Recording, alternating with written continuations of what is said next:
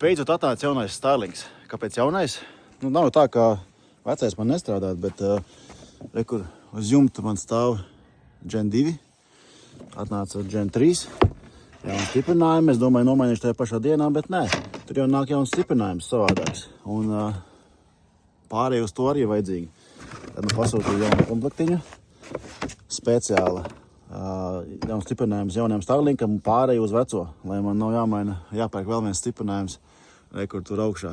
Jo, Starlinkam tie stiprinājumi diezgan labi maksā.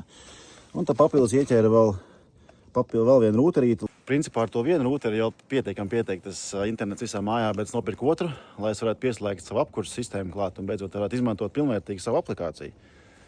Šodien perfekta diena, lai nomainītu Starlinku.